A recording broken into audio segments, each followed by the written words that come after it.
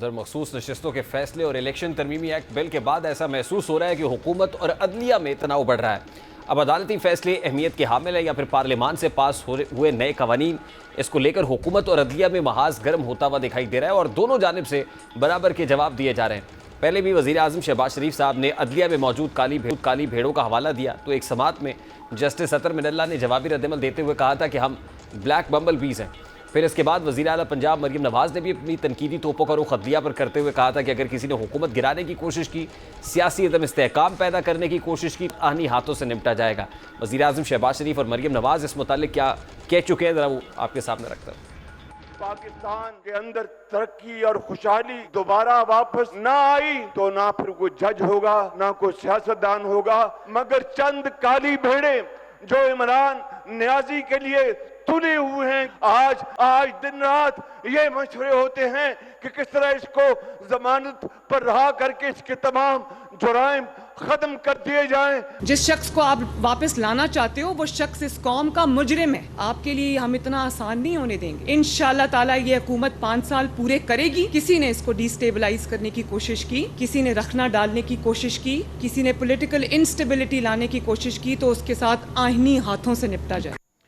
हुकूमत का ये रद्देमल मखसूस नशिस्तों के फैसले के बाद का था, जिसमें नून लीग अदलिया को लेकर जारहाना मोड में नजर आई और अब इलेक्शन तरमीमी एक्ट बिल के बाद एक बार फिर से हुकूमत और अदलिया एक दूसरे के आमने सामने आ गए हैं।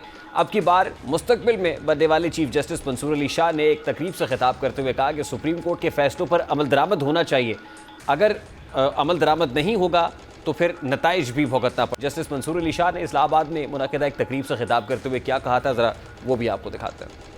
बिल्कुल क्लियर कर लें कि कभी हो नहीं सकता कि सुप्रीम कोर्ट की जजमेंट इम्प्लीमेंट ना, ये आइन की खिलाफ वर्जी होगी अगर ऐसा सोचा जाएगा। अथॉरिटी ड्रॉ करती है सुप्रीम कोर्ट आइन से, किसी और डॉक्यूमेंट से नहीं। किसी के पास चॉइस नहीं है कि वह बयान करे कि ठीक नहीं है या गलत है। आइन कहता है कि ये जजमेंट है, ये जजमेंट इम्प्लीमेंट होनी है, यही तरीका है। या फिर चेंज कर दें सारा स्ट्रक्चर, कुछ और बना लें। इसकी इज्जत भी करनी जरूरी है, ऑब्लिगेशन है हमारी कि हम इस बैलेंस को बराबर रखें। तो नया निज़ाम बनाना चाहते हैं तो पहले बना लें, फिर बात करेंगे उस सिलसिले में।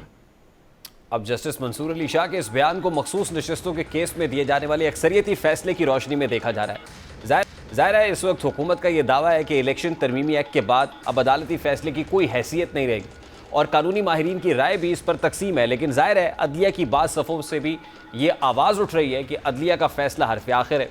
अब जस्टिस मंसूर अली शाह के इस बयान पर यह सवाल भी उठ रहा है कि अगर मखसूस नशिस्तों के केस के फैसले पर अमल ना किया गया तो फिर हुकूमत पर तौहीन अदालत लग सकती है।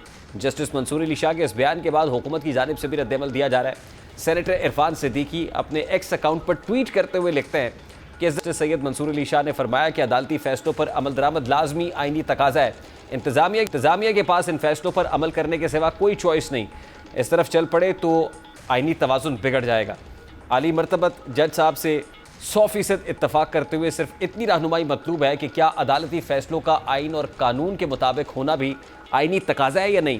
क्या अदलिया के पास ये चॉइस मौजूद है कि वो आइन के वाज़ेह और गैर मुबहम आर्टिकल्स की नफ़ी करते हुए अपनी मर्ज़ी का आइन लिख ले, और क्या अगर अदालत इस तरह के फैसलों की तरफ चल निकले तो आइनी तवाज़ुन बिगड़ेगा या नहीं।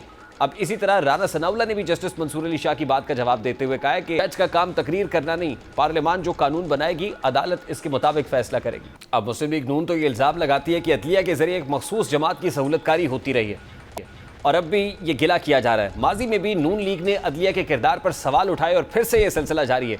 ऐसर इकबाल भी माजी का हवाला देते हुए कह रहे हैं कि चंद जजेस और जर्नैलों की बेगमात और बच्चों पर एक अनाड़ी को मुसल्लत किया गया। जर्नैलों और जजों ने अपनी बेगमात और बच्चों के कहने के ऊपर एक अनाड़ी को मुसल्लत करके उस तरक्की के पूरे अमल को सबोटाज कर दिया। उस शख्स ने जो आज अडयाला जेल में है और उसी सेल में है कि जहां उसने मुझे बंद किया था।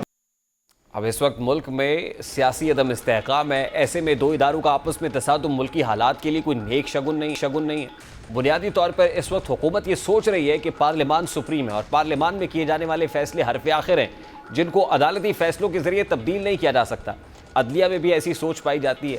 चीफ जस्टिस काजी फायज़ ईसा भी कई मौके पर इस बात का बरमला इजहार कर चुके हैं कि पार्लियामान हर तरह से सुप्रीम है। लेकिन जस्टिस मंसूर अली शाह के बयान को देखें तो ऐसा लग रहा है कि आला अदलिया में एक सोच ये भी पाई जाती है कि अदलिया के फैसलों को कानून साजी के जरिए तब्दील नहीं किया जा सकता। अब सुप्रीम कोर्ट के जजेस ने हुकूमत के साथ इलेक्शन कमीशन को भी जवाब दिया है।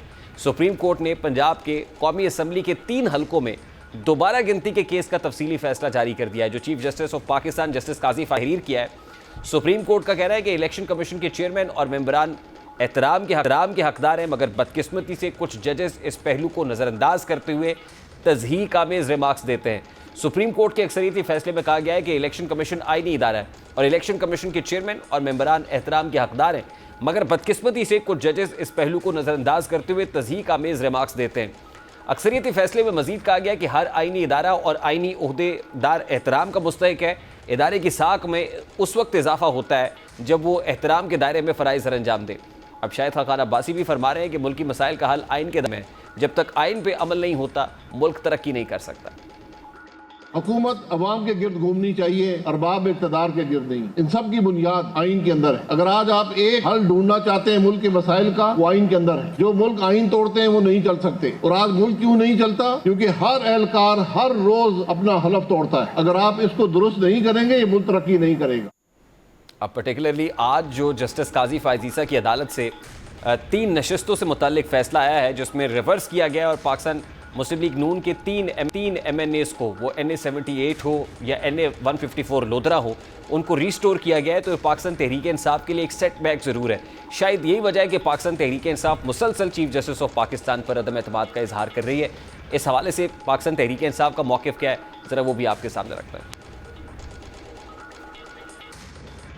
हम मुतालिबा करते हैं हुकूमत से, जिस तरीके से काजी फाईसा साहब का notification as a chief justice 88 दिन 87 डेज पहले हुआ है, प्रेसिडेंट को फॉलो करते हुए मंसूर अली शाह साहब की as a chief justice Pakistan का नोटिफिकेशन किया जाए। तहरीक इंसाफ की जानिब से जस्टिस काजी फायजीसा को उनके केसेस से अलग होने का मुतालबा भी बार बार किया जा रहा है।